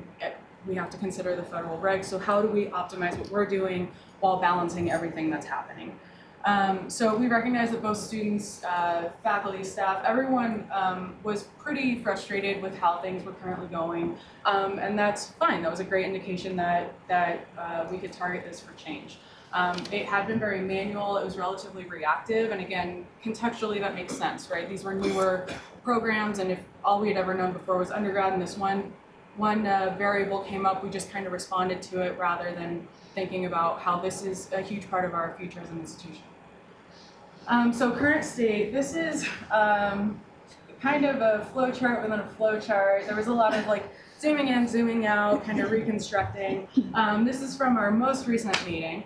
But basically trying to balance the information that's coming in, again, from the students, from the grad college, from federal regs, making sure we're covering the federal definition of what a grad student even is, and then thinking about the variables that we as an institution are putting into play. So students here go for pre-reg programs, for 3+2 programs, if they're provisionally admitted versus if they're conditionally admitted. We recognize that different departments actually have different definitions, so we don't even have a standard definition for those words as an institution yet. We're working on that. If they're going from undergrad to grad between semesters within the same aid year, lots of things at play. Lots of different screens in Banner, different jobs reading different screens. So it was pretty pretty big to break down. There were lots of meetings, a ton of meetings, and that was not my initial instinct. I wanted to have kind of a simplified version of the process in my head, and I was totally wrong about that. As multiple people have said, this is not a solo process. So lots of meetings. First, one-on-ones with the processors, meeting with my leadership, meeting with academic advisors, meeting with those in admissions who used to have their hands in this, meeting with the grad college, and every time a zoom in, zoom out, zoom in, zoom out. There was a lot of zooming and post-its. So for data collection, it was really important to me that we had both quantitative and qualitative measures. So I asked staff in our office, the processors, also those who assist students on the phone and in person, to track the amount of time and the number of questions received. So time in manual processing, loans will reject if the grade level is wrong, the number of questions they were receiving, how many outstanding requirements or forms that we were receiving incomplete, things like that. And then qualitatively, just kind of the feeling, frustration, is there a sense of value of what we're doing, things like that. We also found that, so we have 20 different review lists in our office. We have 7 different policies and procedures. There's a heavy reliance on inter-office communication, literally like emailing or calling someone saying like, hey, I just made a change to this file, which as these programs expand is not going to be sustainable. So there's also a lot of tricking banner to read itself. I call it Frankenstein procedures. I thought Frankenstein was like a compilation of body parts, but then someone else didn't think that, so that might be the wrong word. But just, kind of slapping band-aids on things and having a reactional approach to this rather than being proactive. And so, so this is basically where all our gaps were. And this is the most important slide, I think, in here, which is what our future state should look like. Changing our processes to serve our students, not asking our students to serve our processes, right? All right, so we are ongoing implementation, but I think this is awesome. We are going to be eliminating 2 student requirement forms for the 1920 year. We're on a good track, I think, for making sure that gets taken care of. We'll replace it with an internal review process, and as we streamline and break down our review lists, that'll be easier to do as well. We're working on clarifying, simplifying the PMPs, and just improving collaboration and communication between departments. One of the greatest things that came out of this, in my opinion, is just kind of the appreciation and kind of eye-opening moments that I think everyone involved had as we worked with each other to be like, oh, so when I do this in Banner, it causes this problem over here. I had no idea. Or just kind of getting everyone in the same room was really important and had never truly, I think, been done on this level. So I do think that sustaining the improvements is probably actually going to be our greatest challenge. So just the change management and maintenance and checking in. And we have kind of, I ended our last meeting with an agreement that we're going to check in on regular intervals, right? Like making sure we're all on the same page on making sure that this is going smoothly, and that we have an open communication just if anyone notices trends and complications. And that's also true for anyone in this room. If somehow you start seeing issues with grad students, like please let me know, because that's valuable information. Reflection. So first of all, I tend to be a very objective person. The human elements to this subjective elements to it, are really important. I had to develop kind of a sense of humor that does not occur to me naturally. I just tend to be really fact-based and like direct. So this is not a solo task. The human element is huge. This process catalyzed me, was one of the catalysts that led to me also working with our ombuds officer, Barb. She's amazing. She's helping me with communication skills and things like that. If you are not utilizing her as a resource yet, she is awesome. The value of executive sponsorship. Again, this was a message on my director's whiteboard for the majority of this process, and knowing that he was behind me every step of the way, and my direct supervisor, I was very fortunate to have a ton of support in this process. And I think that means a lot too for the culture of change, which is really important. And then the structure. So Sarah provided great tools for us for structure for going through this process. It helped me to realize that I needed a lot of structured prep for our meetings. That photo of the whiteboard, I spent a full hour before that meeting drawing everything up there and just kind of helping to get my brain out so other people could see it and know where I was coming from, and that seemed to work really well. But yeah, I think people just really appreciate having a voice in this process. They appreciate being asked for their perspective, for their thoughts, being included, not being blindsided by changes that they didn't realize were being considered or something. And so that was a really, really big takeaway for me. And I think it overall highlighted other opportunities for us to improve our customer service for our grad students, but then more broadly, all of our students, because what works for grad students is going to help everyone, right? So that is all I have. Any questions? More just a comment. Thank you so much for focusing on our grad students. I know they sometimes don't feel heard, so I really appreciate you taking the time to do that. And thanks for meeting with me in this process. Anything else?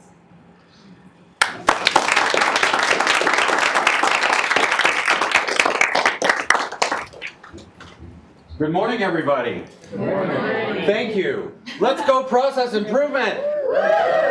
My name is John Bosick. I am the office manager in University Advancement right down the hall. And I started working here in January. And my work on process improvement actually started at that time. It did not start with this institute that Sarah and Jim put together for us. I was tasked by our VP, who I'm very grateful to see in the back of the room, to get out on a listening tour with the senior team and other key stakeholders in our division to find out what they wanted me to work on in the division to help improve our work as a whole. And at the top of everyone's list was onboarding. So I went through the listening tour, talked to the senior team, talked to the other divisional players, and then after we got into the institute, there were 3 new employees who had started between the time I started the class and now. So I was able to get their input on what their onboarding process was like within the division and go from there. So the problem we were facing was that there was very little in place within the division, that after somebody went through new employee orientation down in HR, they would come up upstairs, somebody would kind of introduce them around the office, give them a tour, introduce them to their team, sit them down, show them the basics of what they needed to do, and then they were on their own. And it was a very loosey-goosey kind of structure to it, and people were getting very different experiences as they came into the office. So the current state, new employee got set up by me. I would do all the back work before they came on board, all the paperwork with HR, getting their card coded so they can get in the building, all that fun stuff. I would give them their tour. They would have an initial one-on-one setup with the VP, and they would have an initial one-on-one setup with their supervisor. And that was pretty much about all we did with them. So this was the checklist I was working with. That's what I inherited when I came in January. So you can see all the different things I would go through and check off to make sure we were doing what we needed to do to get them set up when they came into the office. This is the flow chart. It's very simple.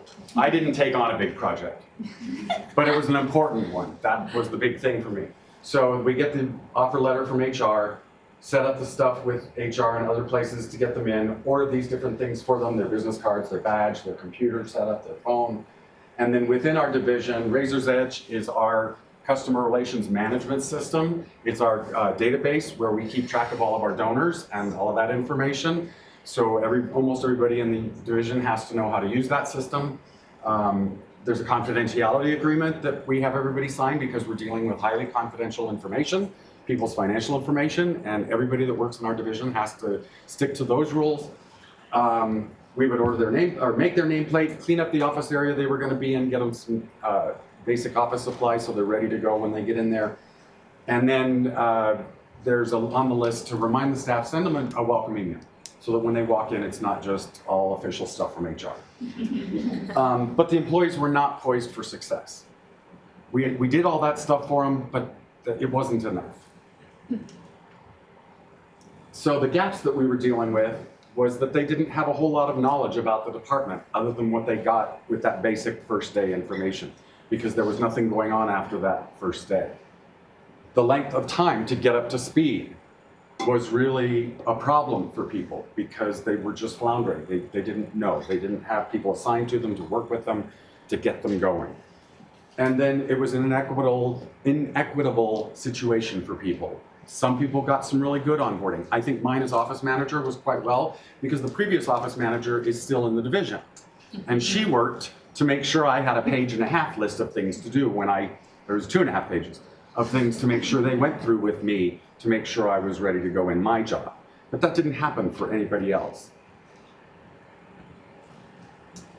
Also in the current state, the detailed knowledge, where we wanted to get to, sorry, I should have said hopeful state, is detailed knowledge for the division in a shorter amount of time, an equitable onboarding experience for everybody, and everybody's going to be happier. So I'm actually past the implementation stage. I had to go into high gear because we had 2 new employees start in May, and we wanted my process with this institute to be put into plan so that they could benefit from the training I had received. So our new gift processor started on 5/13, and our new CFOO started at the end of May. And they're both in the room today too. I really appreciate seeing them here. So we now have a new checklist. You'll notice I have as of 5/7/2019 behind links. The previous sheet I had, the links were all bad.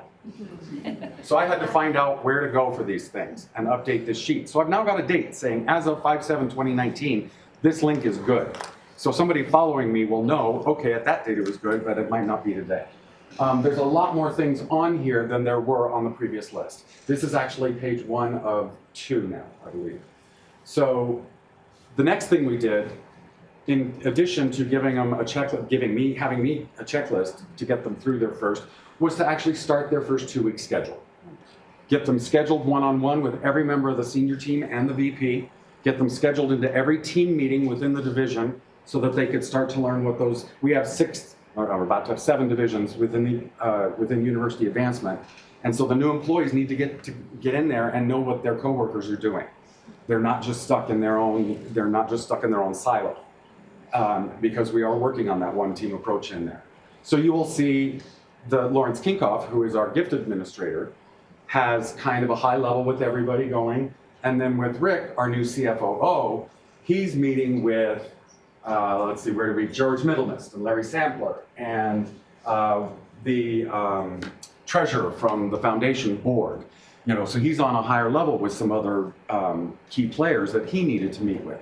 So the whole idea now is that I am going to be going forward, and this is the checklist where we get a little bit more detail. So we now have those same 3 blocks on top. Those haven't changed, but we've added the 3 on the bottom so that there's a lot more work that goes into getting somebody onboarded in a more robust way, and that they're getting a lot more information in a quicker period of time so that they're much more enabled and equipped to be more successful in a faster period of time.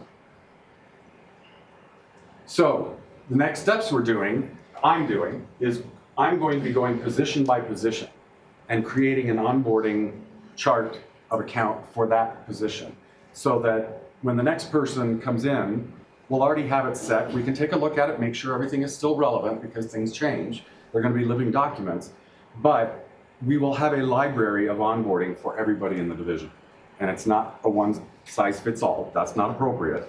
So I still have work to do on this. We just had one of those 3 new women resign and leave. So we're going to be hiring somebody. So I'll be doing that for her position. And we are getting close to hiring a new AVP of development. And I will be doing this for that position very soon. And then the other thing we identified is that we also need an offboarding process from within the division. We know HR does it, but we need one internally. We have people leave and we end up with their Y-Drive folder and nobody knows what's in there. And we've got people who've been gone for how long? And so there's several steps and I need to explore those. So that's where I am today. The reflection, real quick, we've had 2 successful onboardings, I hope.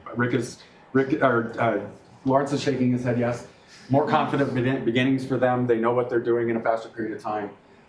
They're able to get to their own actual work faster and feel productive in a quicker period of time. And the change has been welcomed and encouraged by my team. I've had it from day one, and that has been a fantastic thing. I've learned from my cohorts that not everybody has had the buy-in that I've had, and I really appreciate my team for that. Any questions? Yes.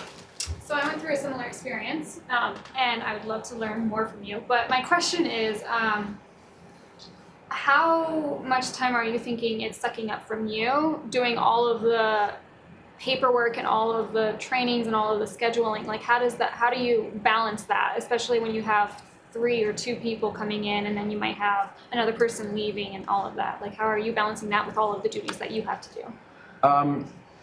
My own personal time has not been that great.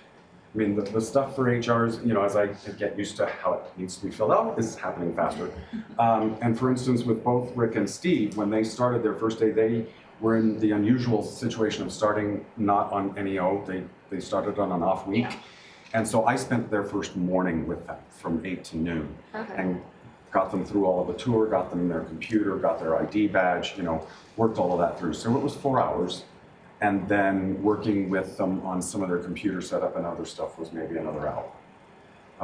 So I'm not personally having to spend a whole lot of time. For Rick, it was going back to the senior team and saying, what do you want to talk to him about? And building out his training schedule with specified information. Okay. Yes? So from the new implementations you got, I just wanted to hear a little bit about, like, how did you come up with the ideas of, was it based on the needs from the department itself? Or what was the idea? For their trainings? For the new, like getting them on board. I'm not following. Yeah. For example, you know how you had the little charts on the top and then you had the bottom ones? So how did you come up with those new ones was it based on the needs of the department? Yes. That was through talking with Christine and with others about, and especially the 3 women that were new. I spent 45 minutes with them and got 32 points of contention about their onboarding. So a lot of it came out of that one conversation. Yeah. Any questions? All right, thank you, John.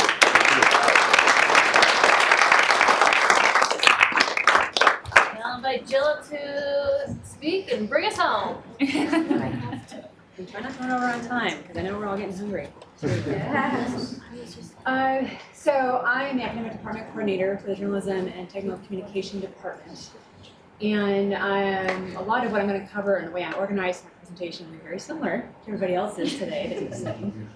But in quick review, I'm going to highlight a bit of background, broader scope. The process I selected, current state, feedback, future state, and challenges, opportunities, reflections, and takeaways. So my bigger view is, like, why did I want to do the training? Why even have this opportunity? I'm coming up on 11 months and 3 weeks that I've been at the university and in this role. And I'm not counting it in a negative way, I'm counting it in a positive way. And in that time, working with my department, and particularly in close partnership with my department chair, we do a lot of things really well on the administrative side, and we do other things that could be better. And I have a natural inclination to want to do standard operating procedures, be well organized in details, and so this opportunity came up, and I asked my chair, who was very supportive of the time commitment, and said, let's go into this and see what we can learn from it to benefit our team and our collective work. So of the several processes I had in mind that would be of use to look at and analyze for us, Department Chair Sean Schaefer and I realized one of the most urgent ones would be our advising and planning process, and really reflecting on, it's working well enough, but there are some problems. And the inefficiencies really are affecting scheduling, notification, and follow-up, primarily for our students, but there's also some ramifications for our advisor experience through that. And part of the reason why it's an urgency is our department is transforming. We are renaming ourselves effective August 1st to Journalism and Media Production, which means a new prefix. That means course tweaks. And we're going from where we currently have 2 majors, 9 concentrations, and 6 minors, to 6 majors, no concentrations, and 3 minors. So we are expecting, and I've already noticed this spring, increased student confusion, questions, catalog year. We're going to have a higher demand, and we want to have a higher demand for students to come in and meet with us for advising. So when I mapped this, and I did do a flow chart of the current state, there really are 3 segments: the scheduling actions, the actual advising that occurs when they come in to meet with our advisors, and then any post-deployment actions that our advisors may take. And that could be just logging notes, it could be additional follow-up to the students. And really for our time with this training, I focus on the first and the third, the scheduling aspect and the post-deployment actions. Affecting our current majors and minors, prospective majors and minors, and of our staff, we have 13 full-time staff, 11 of whom are our faculty advisors, and we have about 33 adjunct faculty. So I don't expect you to read, but this is all be fine print. Main thing to know is how I mapped it is to the left of the black box, that's stage 1, that's scheduling. This is where the actual appointment occurs. And then stage 3 is at the other side, the post-appointment. So in trying to make sure I had a good handle on the current state and then also help inform what the future state could be, gap analysis was looking at what the inefficiencies are. And our inefficiencies in our current state really come down to time and duplication. We still used a paper binder to do sign-up sheets for students. We didn't have an online presence to schedule. And not every faculty advisor had the same calendar or gave me access to calendars, you need scheduling. So it worked, but not as well as it could. So I did brainstorming with my 11 advisors. I wanted to do group setting, but we were winding down the semester and schedules and finals, and I ended up doing 11 one-on-ones, which in hindsight I think was better. I learned a lot about, having been here almost a year, about my department's culture, but I think the feedback I got in brainstorming one-on-one was more fruitful than if we had done it as a group, given some of the strong personalities, shall we say, in terms of sharing a space and providing an area to share those ideas. The one-on-ones actually work quite well. And I did a couple of impromptu feedback sessions in 2 classes to get a student sense of what their advising experience or scheduling experience has been like with the department. No surprises there. I was grateful that basically our advisors and myself had a pretty good handle on what we were observing and knowing from our students. Biggest takeaway I got from those students is the confusion of I have a major advisor and I have a minor advisor, and I have advisors for general studies. And who do I go to when and for what questions and when do I know to do those advising and how do I schedule it? I'm also meeting with campus partners to help inform the future state. I've already consulted a little bit with ITS. I've met with the director of advising systems because the good news is the online system we're thinking about going to already exists here and all people already use it. We're not having to invent the wheel. But I'm still continuing with some of those conversations through this summer to really make sure that what we're envisioning for the future state and what can be enacted is realistic for the needs of our departments. The brainstorming I got from my advisors, understandably, I said, no limits here, what would you like to see? We're gonna have to maybe do some incremental adjustments and see as we go and assess, as everybody else has talked about. We can't meet all their needs, but trying to walk the line of serving our students and our advisors. So the ideal future dream state versus the current state, well, the root cause, as far as I could tell, is why we're in the current state, to then contrast that with what could be. Basically, it's the status quo. Again, what we're doing was fine. Students are still getting in to see advisors will still be able to do their job, but the idea of having to change it, like why change it if it's working okay? And if there is a new system in place, there's a lot of software that's come and gone through the university. What's guaranteed the software that's here is actually going to stay? Why should we learn the new software? So of the map I gave you, sections 1, 2, and 3, it's a work in progress. I'm doing 1. Section 3, post-appointment, will involve some more work and some more time. And I'm okay with that. I'm the type that want to be all or nothing and take it all. But we'll do it in increments. So main thing to take away from the visual is this is about, I took out about a third of what had been the scheduling. And we'll deal with that later. So challenges, opportunities, the change management and setting expectations with my team. I had buy-in from most everybody, and especially my chair, who is the process sponsor, and helped me lead this with me as the process owner. Implementation, the what, why, and how, we'll be testing this summer, primarily with my chair and 2 other advisors. We don't have a lot of people around in the summer, but to work it through by using the Student Success Collaborative, implementing that, syncing calendars, trying appointments, doing customization. Short-term, long-term, we'll be having to keep that momentum going and doing those assessments. We don't have firm metrics right now in our system. How many no-shows, how many cancels, how many students came in about graduation versus course prerequisite overrides. Starting to be able to track some of that information will be really, really helpful, especially as our department transforms over to JMP. So I needed to rein in solution seeking when I was drafting my current state. I wanted to solve it as I drafted it, and you can't do that. You've got to exist in that uncomfortable space before you can do future state. Priorities for action, scale and scope, patience, incremental change. Those 4 are big takeaways I got from doing this training.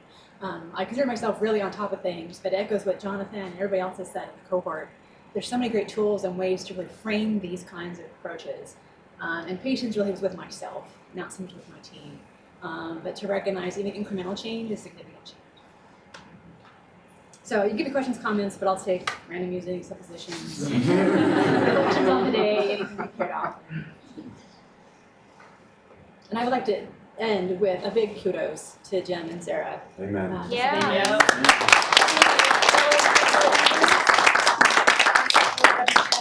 dialogue and learning that we've gained, and because I can, I'm at the end, and he's here. To my boss, Sean Schaefer, for being that process sponsor and being a great point of support for the training and what will yet become for us for the fall.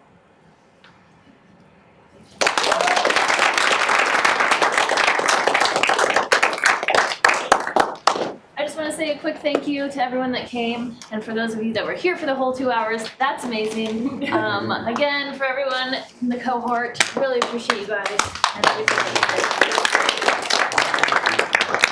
We will take a cohort group photo up front per John's request. We will do that now. And my invitation to everybody is to stop doing things that don't make sense. And if you want to learn more about the OpEx training, I would invite you to talk to the participants, Jim, Savannah, or myself. And thank you. Do we have a volunteer that would take our picture? Yeah. Sure, I'll take it.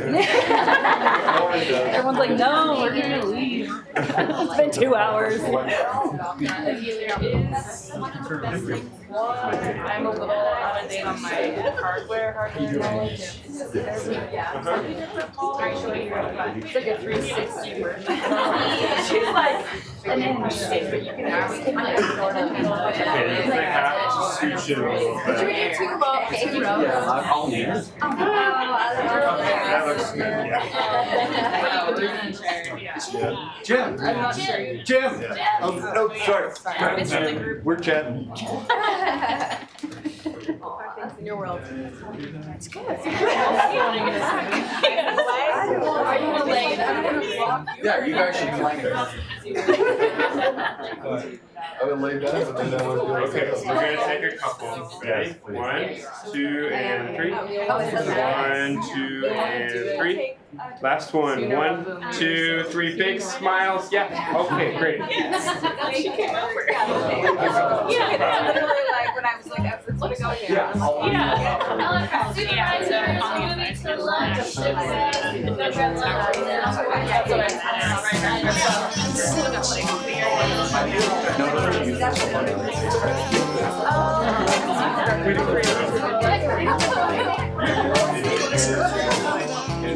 No,